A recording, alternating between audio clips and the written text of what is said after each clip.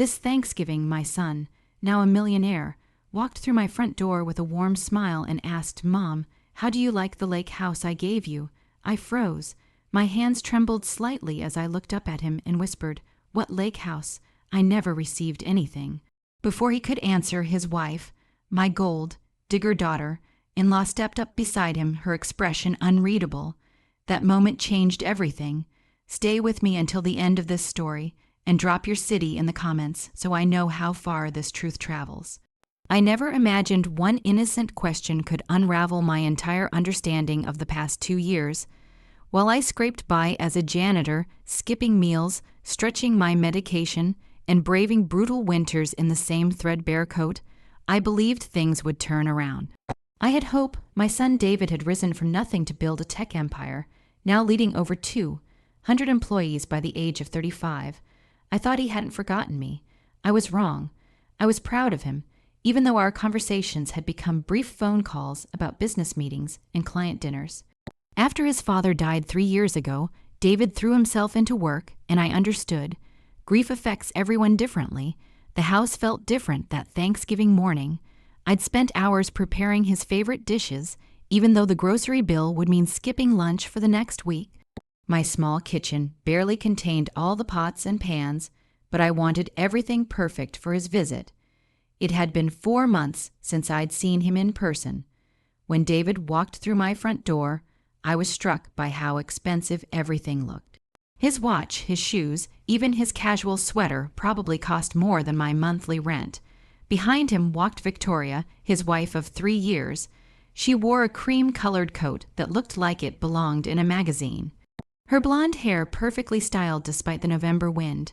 "Mom, the house smells incredible," David said, hugging me briefly before stepping back to help Victoria with her coat.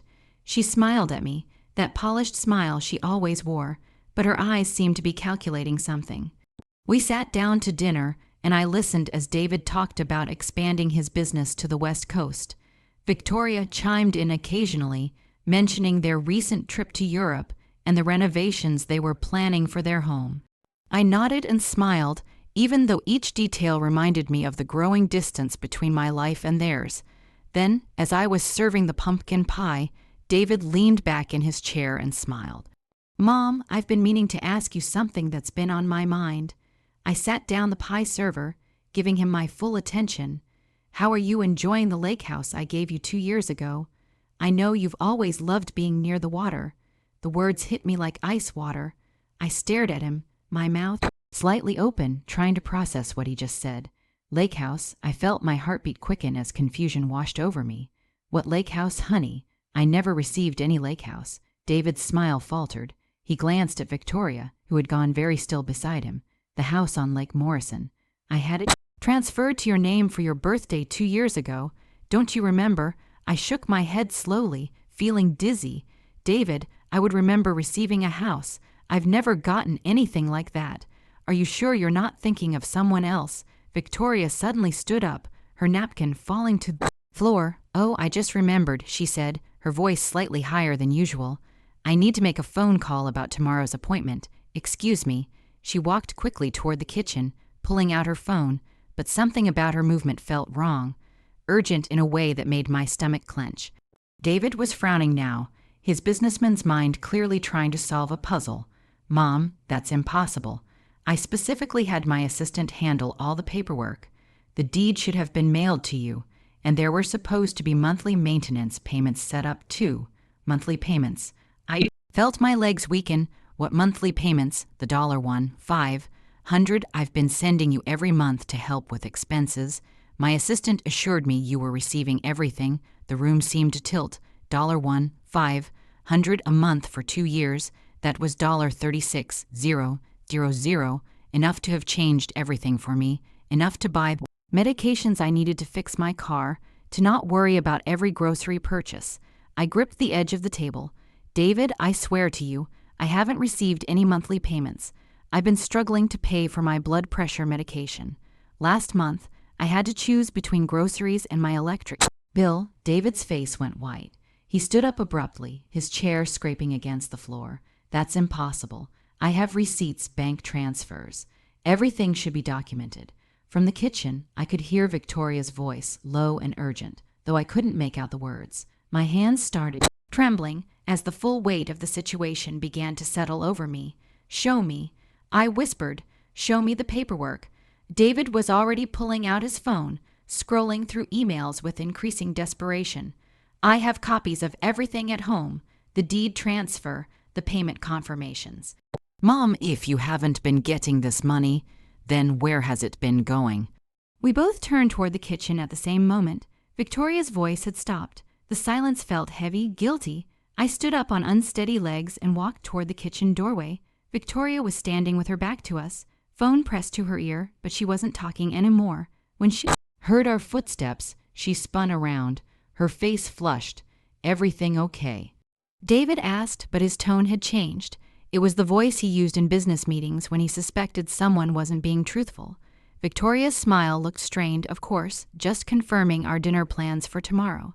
But I could see it now, the guilt written across her features, the way she couldn't quite meet my eyes, the nervous way she was fidgeting with her wedding ring. "Victoria," David said slowly, "do you know anything about the lake house paperwork? You helped coordinate with my assistant on several things around that time." The silence that followed felt endless. Victoria's mouth opened and closed, but no words came out. In that moment, looking at her face, I knew somehow, some way she had taken what was meant for me. The Thanksgiving I'd worked so hard to make perfect was about to become the day my family fell apart. The silence in my small dining room stretched like a taut wire, ready to snap. Victoria stood frozen in the kitchen doorway, her perfectly manicured hands clasped so tightly that her knuckles had turned white. David was staring at his wife with an expression I'd never seen before, a mixture of confusion and growing suspicion. "Victoria," I said quietly, my voice steadier than I felt, "where is my lake house?" She swallowed hard, her eyes darting between David and me. There must be some misunderstanding. Maybe the paperwork got lost in the mail. Or perhaps there was an error at the bank. But even as she spoke, I could see the lie forming in her eyes. After working as a janitor for 15 years, cleaning offices late at night, I'd learned to read people. You see a lot when you're invisible to most folks, when they talk around you like you're not there. Victoria was lying, and she wasn't very good at it. David pulled out his phone again. "I'm calling Rebecca, my assistant." She handled all of this personally. "No, wait," Victoria said quickly, stepping forward. "Maybe we should discuss this privately first. Your mother has been through a lot, and I don't want to upset her more if this is just a simple mix-up." I felt a cold anger building in my chest. Upset me more? I'd been living on crackers and peanut butter for dinner most nights while she wore designer clothes and took European vacations, but I kept my voice calm. "Victoria, honey, I think we're past worrying about upsetting me. I need to know where my house is." David was already dialing. Within seconds, I heard a woman's voice on the other end. "Rebecca, it's David. I need you to pull up the paperwork for the lake house I purchased for my mother 2 years ago." There was a pause. Then Rebecca's voice became clearer as David put the phone on speaker. "Of course, Mr. Harrison." The property at 1247 Lake Morrison Drive. The deed was transferred to Margaret Harrison on November 15th, 2 years ago. I have copies of all the signed documents. My heart pounded. That was my name. My address for the paperwork, but I had never signed anything, and the monthly payments, David asked, all processed as requested, $1, $500 transferred on the 1st of every month to the account you specified. Account holder named Margaret Harrison, routing number ending in 4782. I felt the blood drain from my face. I don't have an account ending in 4782. My account ends in 9156. David's eyes snapped to Victoria. "Rebecca, can you read me the full account number?" As Rebecca rattled off the numbers, I watched Victoria's face crumble. It wasn't my account. It wasn't even close. "Rebecca," David said, his voice dangerously quiet. "Who provided you with this account information?" "Your wife, sir. Mrs. Harrison called me in December 2 years ago and said there had been a change in your mother's banking information. She provided the new routing and account numbers and asked me to update all the records." The phone slipped slightly in David's hand. Victoria made a small, desperate sound in the back of her throat, and the deed, David continued. Where was it supposed to be mailed to? The address Mrs. Harrison provided. Let me see, 847 Maple Street, apartment 2B. I'd never lived on Maple Street. I'd been in the same small house for 10 years. David hung up the phone, and the silence that followed was deafening. When he looked at Victoria, his face was completely blank, which somehow seemed more terrifying than anger would have been. Explain, he said simply. Victoria's composure finally shattered. Tears started flowing down her cheeks, but they looked more like panic than remorse. David, you have to understand. My parents were about to lose their house. They're elderly, and my father's medical bills were bankrupting them. I just borrowed the money temporarily. Borrowed? I whispered, you mean stole? No. Victoria's voice rose. I was going to pay it back. I just needed time and the lake house. It's not like you were using it. My family needed a place to stay while they got back on their feet. I felt something crack inside my chest, not like I was using it. Victoria, I've been working double shifts to afford my medication. I've been eating 1 meal a day to make my grocery money stretch. I haven't been able to turn my heat above 60 degrees because I can't afford the electric bill. David was staring at his wife like he'd never seen her before. Victoria, my mother could have died. What if she'd had a medical emergency and couldn't afford treatment? But she didn't. Victoria said desperately.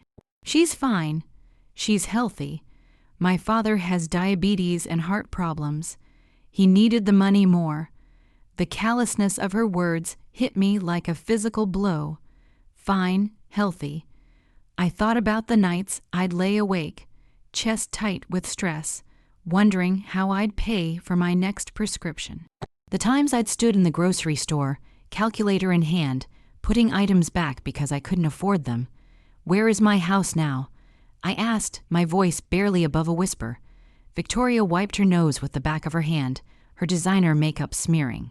My parents are living there, and my brother's family. They've been renovating it, making improvements with my money, David said flatly. Victoria nodded miserably. I sank into my chair, feeling suddenly exhausted.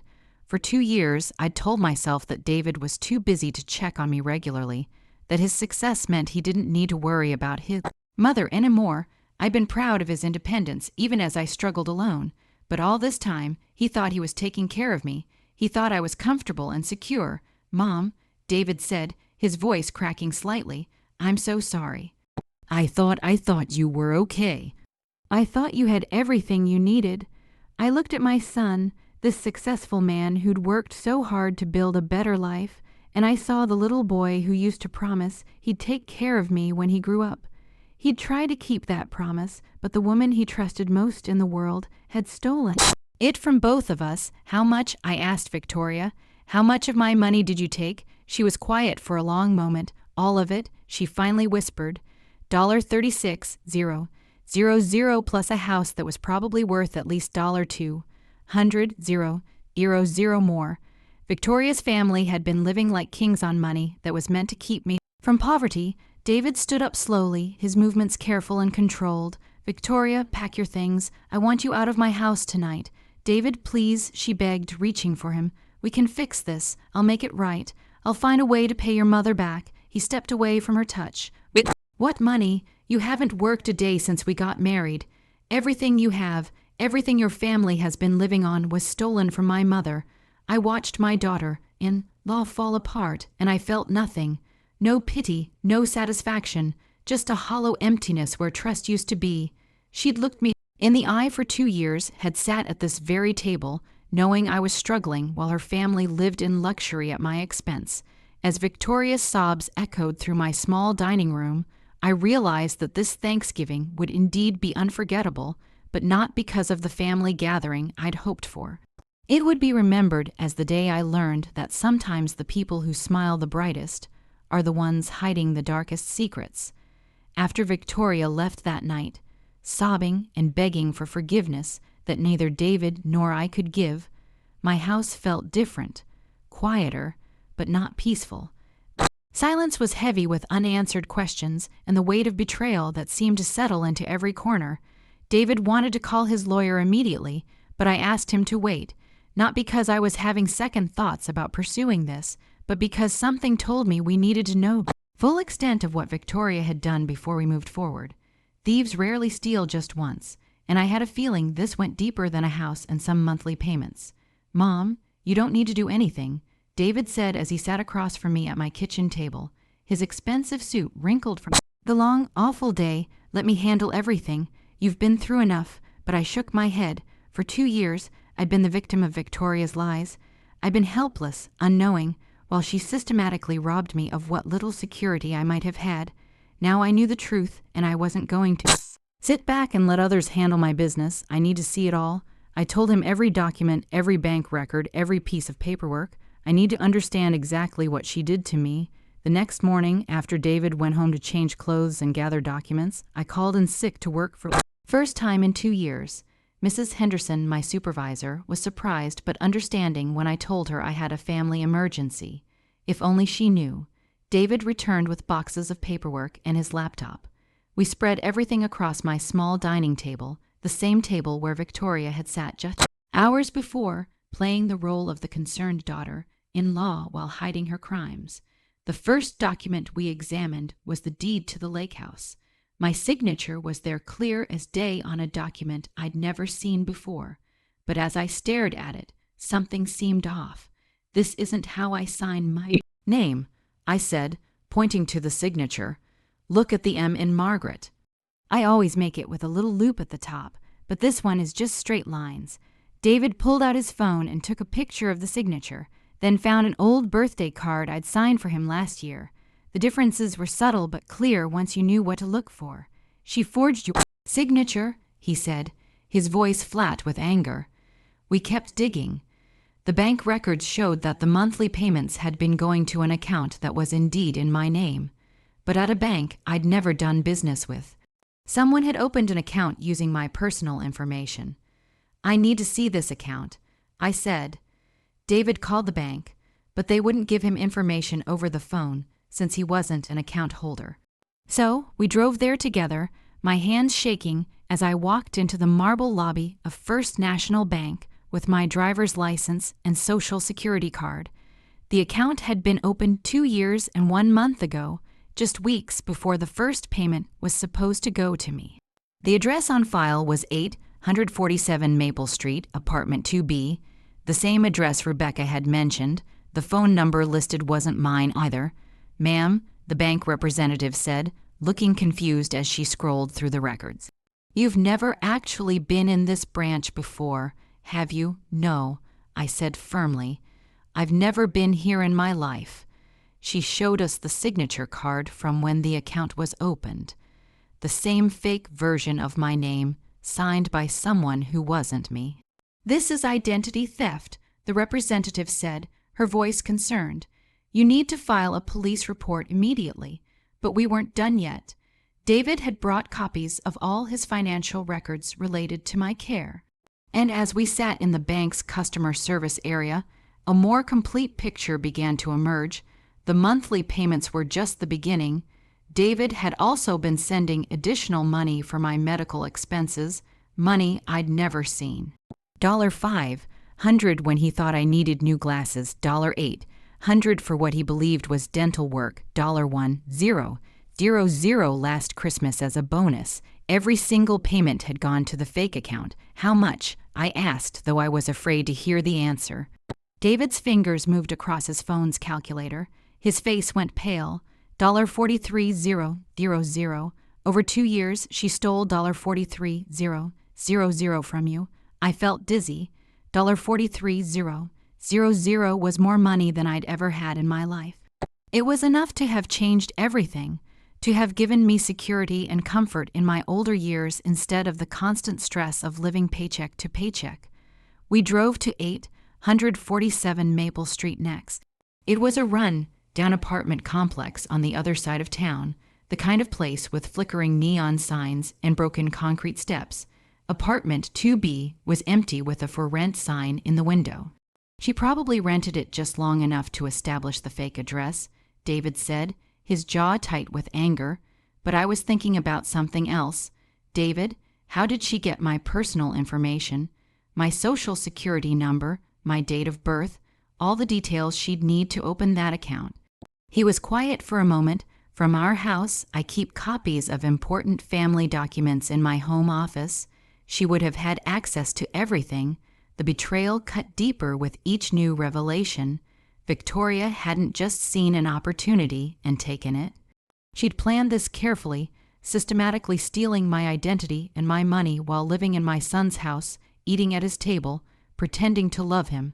That evening, as we sat in my living room, surrounded by evidence of Victoria's crimes, David looked at me with tears in his eyes. "Mom, I'm so sorry. I trusted her completely. I never thought to verify that you were receiving the money because she was the one who suggested I send it in the first place. That detail hit me like ice water. She suggested it." David nodded miserably. "About 6 months after Dad died, she mentioned how worried she was about you managing on your own. She said it would be a wonderful gesture if I could help with your expenses, especially since business was going so well. She even offered to coordinate with Rebecca to set everything up." I closed my eyes, feeling the full weight of Victoria's manipulation. She positioned herself as the caring daughter-in-law, concerned about her husband's struggling mother, while secretly ensuring that every dollar meant for me would end up in her family's pockets. And the lake house, same thing. She said you'd mentioned wanting to live near water, that it would be good for your health and peace of mind. She helped me find the property, negotiated the price, handled all the paperwork. Victoria had played my son like a violin, using his love for me against both of us. She made him feel generous and caring while systematically robbing me of everything he tried to give me. As David gathered up the papers to take to his lawyer, I sat alone in my living room, staring at the walls I'd grown so familiar with over the past 2 years. This small, cramped space with its old furniture and broken air conditioner wasn't supposed to be my reality. I was supposed to be living comfortably in a beautiful house by the lake with enough money to buy my medications without counting pennies. Instead, Victoria's parents were probably sitting by that lake right now, enjoying their stolen retirement while I'd been rationing my blood pressure pills and wearing secondhand clothes. But knowing the truth, as painful as it was, felt like the first step toward getting my life back. Victoria had stolen more than money from me. She'd stolen 2 years of security, of dignity, of the peace of mind that comes with knowing your child is taking care of you. Tomorrow, we'd start the process of getting it all back. But tonight, for the first time in 2 years, I went to bed knowing exactly where I stood. And that knowledge, bitter as it was, felt like power. The morning David's lawyer called with the results of his investigation. I was scrubbing floors at the office building where I'd worked for the past decade. My knees itched against the cold tile, and my hands were raw from the industrial cleaning solutions. But I kept working because I needed every dollar from this job. At least I thought I did. "Mrs. Harrison," Mr. Patterson's voice was grim when I called him back during my lunch break. "We need to meet immediately. What we've uncovered goes far beyond what we initially suspected." David picked me up after my shift, his face drawn with exhaustion. He'd barely slept since Thanksgiving, throwing himself into the investigation with the same intensity he brought to his business deals. But this wasn't business. This was personal, and it was destroying him. At the lawyer's office, we sat across from Mr. Patterson as he laid out a file thick with documents. "Victoria didn't just steal from you, Mrs. Harrison. She's been running what amounts to a small-scale fraud operation using your identity." The room seemed to tilt. As he explained, Victoria had used my personal information to open not just the one bank account, but 3 separate accounts at different banks. She'd applied for credit cards in my name, taken out a small loan, and even filed false tax returns claiming me as a dependent while reporting income I'd never earned. "The IRS has been trying to contact you about discrepancies in your tax filings," Mr. Patterson continued. "They've been sending notices to the fake address. You're currently under investigation for tax evasion." I felt like I was drowning. Tax evasion, but I've filed my taxes honestly every year. We know that now, but the IRS doesn't. Victoria has been reporting that you received the money David sent, money that you never actually got. From their perspective, you've been hiding income. David's hands were clenched into fists. "How much did she steal in total?" Mr. Patterson flipped through several pages, including the original 43,000, plus additional credit card spending, loan proceeds, and fraudulent tax refunds, we're looking at approximately $78,000. The number hit me like a physical blow. $78,000. I made $18,000 a year scrubbing floors. Victoria had stolen more than 4 years of my salary, and the house, that's where it gets more complicated. Mr. Patterson said, "The property is legally in your name, Mrs. Harrison, based on the forged deed. Victoria's family has been living there, making improvements with the stolen money, and they've actually increased the property value significantly." I thought about Victoria's parents, whom I'd met only twice at family gatherings. They'd seemed like nice people, a little overwhelmed by their daughter's wealthy lifestyle, but grateful for her success. Had they known where the money was coming from? Had they known they were living in a house stolen from their son-in-law's mother? "Can we get it back?" David asked. "Yes, but we'll need to involve law enforcement. This isn't a civil matter anymore. This is criminal fraud, identity theft, and tax evasion. Victoria could face serious prison time." I was quiet for a long moment, thinking about the woman who'd sat at my table just days ago, crying and begging for forgiveness. She'd seemed genuinely remorseful, but now I wondered if those tears had been real or just another manipulation. What about her family? I asked her parents, her brother with the children. Mr. Patterson's expression was sympathetic but firm. They'll have to vacate the property. If they can prove they didn't know the money was stolen, they might avoid criminal charges, but they can't keep what was bought with fraudulent funds. David was staring out the window, his jaw tight. "Where is Victoria now?" "She's staying with her parents at the lake house," Mr. Patterson said. "Our investigator confirmed she's been there since she left your house on Thanksgiving. So she ran straight to the people who'd been living off my mother's stolen money," David said bitterly. "Of course she did. That afternoon we drove to Lake Morrison. I'd never seen the house that was supposedly mine, and as we pulled into the long driveway, I gasped despite myself. It was beautiful, a sprawling ranch-style home with large windows overlooking the water, surrounded by mature trees and well-maintained gardens. This was what David had intended for me. This peaceful, comfortable place where I could have spent my retirement years watching the sunset over the lake instead of worrying about whether I could afford my next meal. Victoria's father answered the door, his face falling when he saw David and me. "Oh," he said quietly, "we've been expecting you." Victoria appeared behind him, looking smaller and younger than I'd ever seen her. Her designer clothes had been replaced with jeans and an old sweater, and her face was puffy from crying. "Margaret," she said, her voice barely above a whisper, "I'm so sorry." I looked at her, this woman who'd smiled at me across countless dinner tables while systematically destroying my financial security, and I felt nothing but cold anger. "Are you?" I asked. "Are you really sorry, Victoria? Or are you just sorry you got caught?" She started crying again, but I wasn't moved. I'd seen her tears before, had believed in them, had even felt sorry for her sometimes when David worked long hours, and she seemed lonely. "I never meant for it to go this far," she sobbed. "It started with just borrowing the first payment to help my parents with their mortgage. I was going to put it back before anyone noticed, but you didn't," David said, his voice like ice. "You took more and more. You stole my mother's identity, filed false tax returns, opened credit cards in her name. That's not borrowing, Victoria. That's fraud." Victoria's mother had appeared in the doorway, her face streaked with tears. "We didn't know," she said desperately. "We thought David was just being generous, helping us through a difficult time. Victoria told us he'd insisted on buying us the house." I looked at this older woman, probably close to my age, and I saw genuine shock and horror in her eyes. She hadn't known. None of them had known except Victoria. "The IRS thinks I'm a tax cheat because of what your daughter did," I said quietly. "I could go to prison because Victoria filed false returns in my name." Victoria's mother gasped, pressing a hand to her mouth. "Oh my God, Victoria, what have you done?"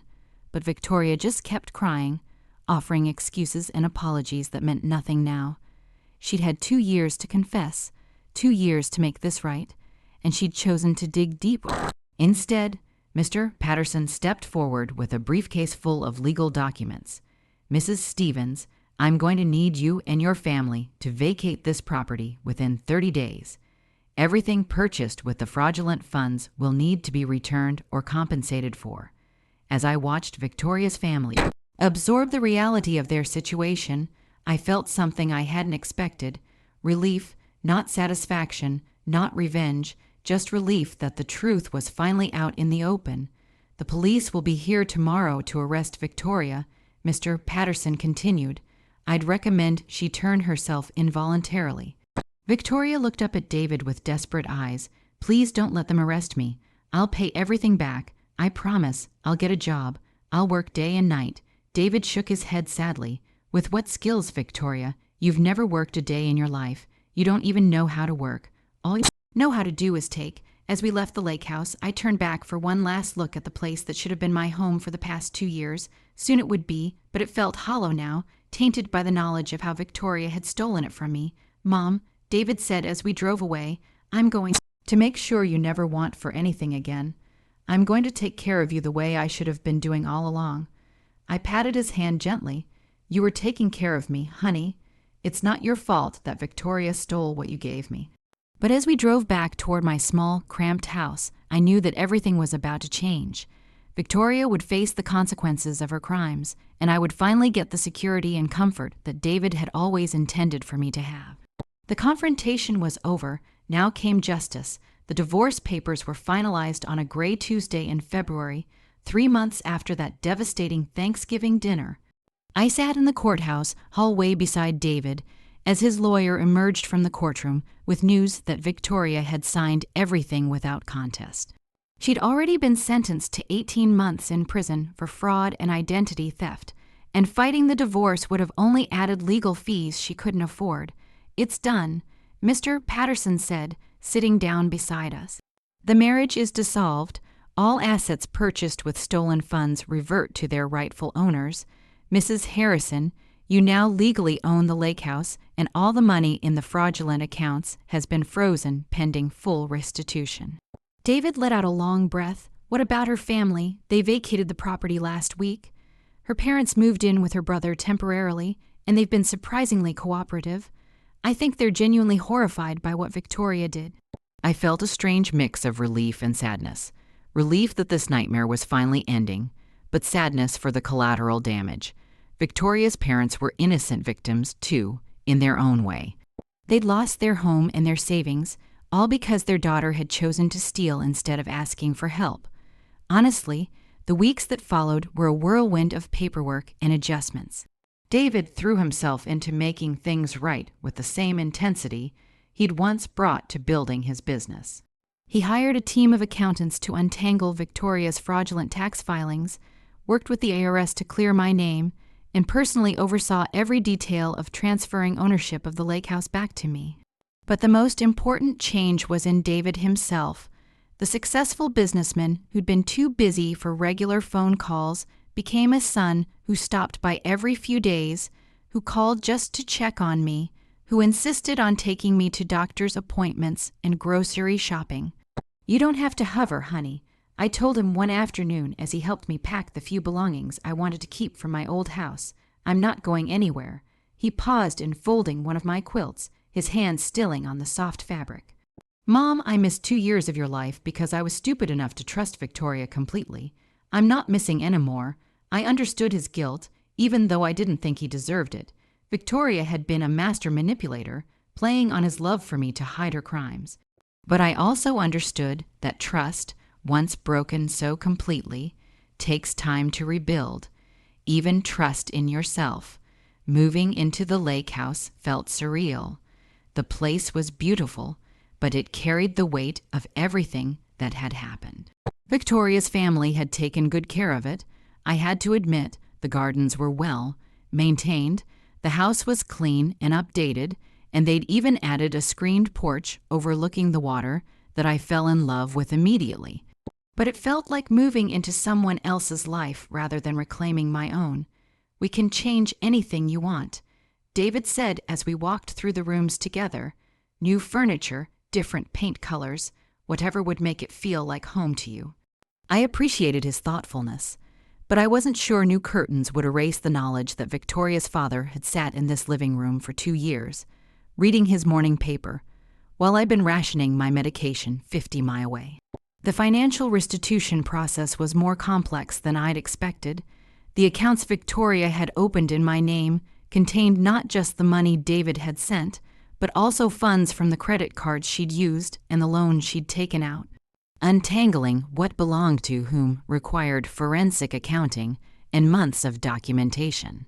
The good news, my new financial advisor explained, is that when all is said and done, you'll have not just the original money your son sent, but also accumulated interest and some additional compensation for the identity theft. We're looking at approximately $95,000 once everything is recovered, $95,000. I'd never imagined having that kind of money.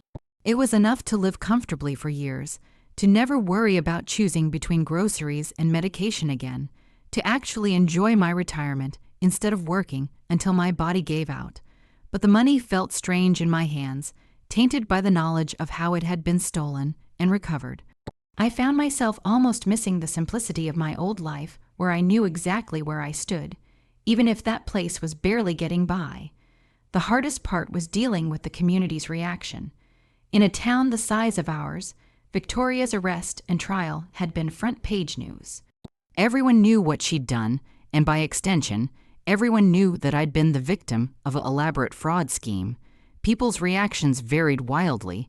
Some were sympathetic, offering help and expressing outrage on my behalf. Others seemed almost suspicious, as if they couldn't believe I hadn't known what was happening. A few made comments that suggested they thought I should be grateful for the attention, as if being defrauded was somehow better than being ignored. The worst were the people who acted like I'd won the lottery instead of having my identity stolen. Well, at least it all worked out in the end, one neighbor said cheerfully. Now you're sitting pretty by the lake. I wanted to shake them to explain that having your daughter-in-law systematically steal your identity and rob you for 2 years isn't something that just works out. That the money and the house came with the knowledge that someone you'd trusted had viewed you as nothing more than a source of funds to exploit, but I kept my mouth shut and focused on rebuilding my life. The first night I spent alone in the lake house, I sat on the screened porch with a cup of tea watching the sunset over the water. The view was beautiful, peaceful in a way I'd never experienced before, but I felt oddly detached from it, as if I were a guest in someone else's dream. My phone rang and David's name appeared on the screen. He'd been calling every night since I'd moved in, checking to make sure I was settling in. "Okay, how are you feeling, Mom?" I looked out at the lake, trying to find words for the complicated mix of emotions churning inside me. "Grateful," I said finally, and sad and angry and confused sometimes all at the same time. "That sounds about right," David said softly. "You know, I've been thinking about what Victoria said that last day about how she never meant for it to go so far.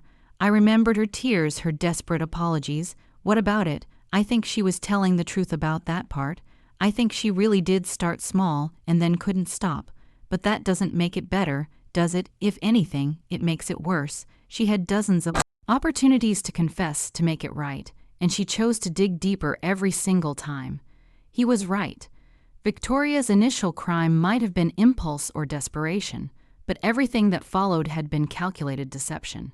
She'd looked me in the eye at family dinners, had hugged me at holidays, had listened to me worry about money, all while knowing she was the reason I was struggling. "I keep thinking about how proud she seemed," I said when she talked about her family's renovations to the house, the improvements they were making. She was proud of what they'd accomplished with my stolen money. "She wasn't just stealing from you, Mom. She was stealing from both of us. She stole the relationship we should have had these past 2 years, the peace of mind I thought I was giving you." After I hung up with David, I walked through the house that was finally legally, undeniably mine. It was beautiful, comfortable, everything I could have wanted, but it would take time before it felt like home instead of evidence of a crime. I settled into the master bedroom that night in a bed that was mine, in a house that was mine, with enough money in the bank to last me the rest of my life. I should have felt triumphant. Instead, I felt exhausted. But as I drifted off to sleep to the gentle sound of water lapping against the shore, I realized that exhaustion wasn't necessarily a bad thing. It was the exhaustion that comes after a long, difficult journey is finally over. Tomorrow, I could begin the work of making this stolen dream into something that truly belonged to me. 1 year later, I stood in the same screened porch where I'd spent that first confused night. But everything had changed. The space that had once felt foreign now wrapped around me like a comfortable embrace. I'd replaced Victoria's family's furniture with pieces that spoke to me, added plants that I'd chosen myself, and hung photos that told the story of my real life rather than someone else's stolen dream. The morning routine I'd developed had become sacred to me. Coffee on the porch as the sun came up over the lake, watching the water change colors with the light. It was a luxury I'd never imagined I'd have. This peace, this time to simply exist without the constant weight of financial worry. David's car pulled into the driveway right on schedule for our weekly breakfast together.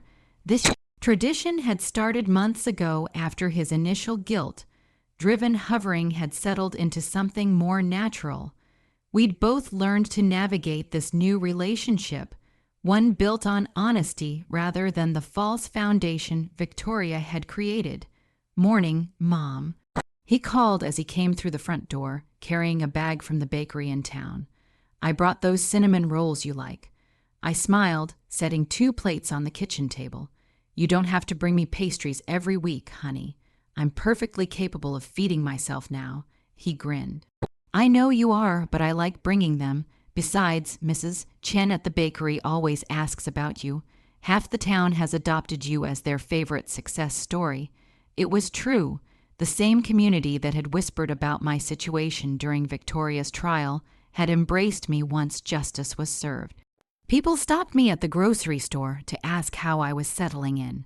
Neighbors brought casseroles when I first moved to the lake, and the mailman made sure to mention whenever he had good news to deliver. Any word from the lawyer about Victoria's appeal? I asked as we settled into our usual spots at the table. David shook his head. Her public defender filed the paperwork, but Mr. Patterson says it's basically a formality. The evidence was too overwhelming, and she pleaded guilty to everything. She'll serve her full sentence. 18 months had seemed like such a short time when the judge announced it. But as the seasons changed and my new life took shape, I'd stopped thinking about Victoria's timeline and started focusing on my own. How do you feel about that? David asked, studying my face carefully. I considered the question seriously. A year ago, I might have wanted Victoria to suffer more, to face consequences that matched the scale of what she'd stolen from me.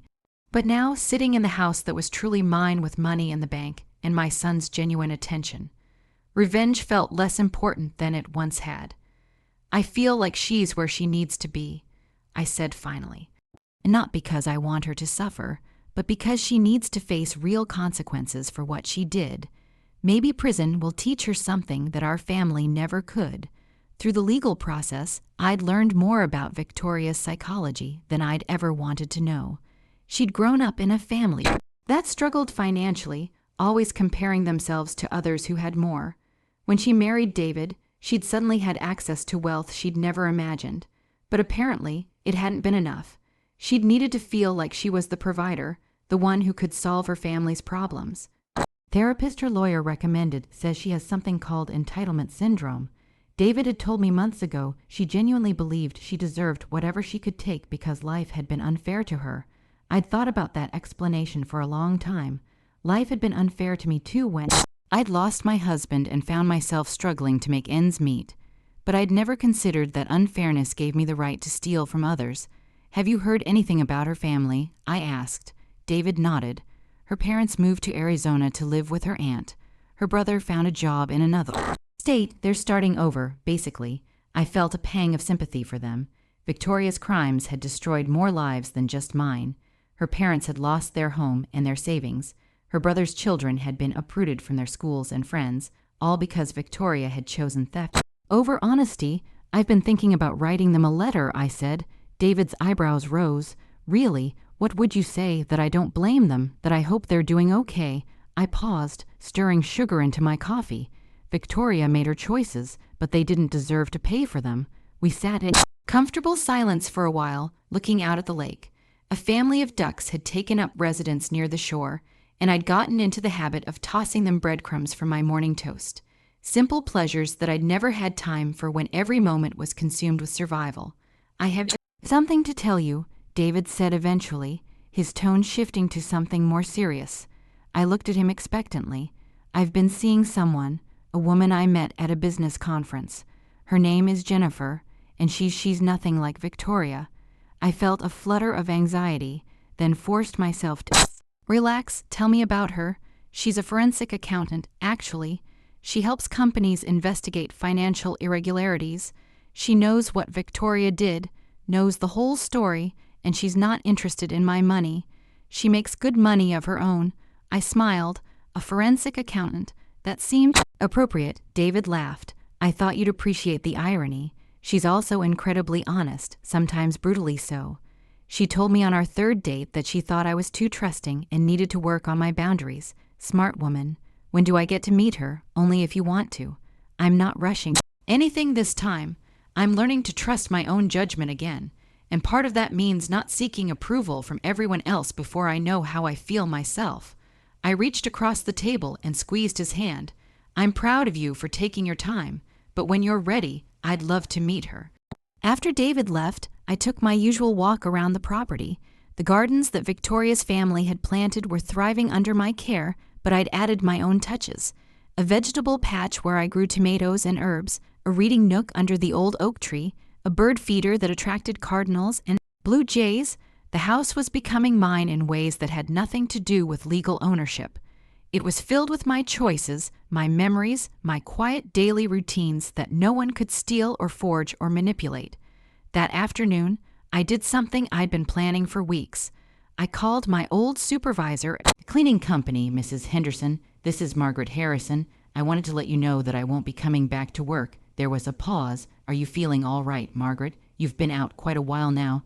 "I'm feeling better than I have in years," I said, smiling at the truth of it. "I'm retiring." It felt strange to say the word. I'd never imagined I'd be able to retire, had assumed I'd work until my body gave out. But the money Victoria had stolen and that had been recovered, combined with the house and David's ongoing support, meant I could finally stop scrubbing other people's floors and start living for myself. That evening, I sat on my porch with a glass of wine, watching the sunset paint the lake in shades of gold and pink. My phone buzzed with a text from David. "Jennifer wants to know if you like Italian food. She's thinking of cooking for you next weekend." I typed back, "Tell her I love Italian food, but she doesn't need to impress me. I already like anyone who makes my son happy." As darkness settled over the water, I thought about the woman I'd been a year ago, tired, struggling, proud, but quietly desperate. She would never have believed that this peace was possible, this sense of security and contentment. Victoria had stolen 2 years of my life, but in a strange way, her crimes had also given me something I might never have had otherwise. They'd forced David to truly see me, to understand that I needed more than just financial support. I needed his presence, his attention, his genuine care. They'd also taught me something about my own strength. I'd survived the theft, the investigation, the trial, the complicated process of reclaiming my identity in my life. I'd learned that I was tougher than I'd given myself credit for, more resilient than I'd ever needed to be before. I'd also learned something about forgiveness, not forgiveness for Victoria, who would have to earn that through genuine change that I might never witness, but forgiveness for myself for being trusting enough to believe in her lies, and forgiveness for David, who'd been manipulated just as thoroughly as I had been. As I locked up the house and headed to bed, I felt the deep satisfaction that comes from a day well, lived in a life reclaimed. Tomorrow would bring new small pleasures, new quiet joys, new moments of peace that no one could steal. The lake house that had started as Victoria's crime scene had become my sanctuary. The money that had been stolen and recovered had become my security. The son who had been deceived into neglecting me had become my devoted companion. Victoria had tried to steal my future, but in the end, she'd only delayed it. Now it was mine fully and completely to live exactly as I chose, and I chose peace. Now I'm curious about you who listen to my story. What would you do if you were in my place? Have you ever been through something similar? comment below. And meanwhile, I'm leaving on the final screen 2 other stories that are channel favorites, and they will definitely surprise you. Thank you for watching until here.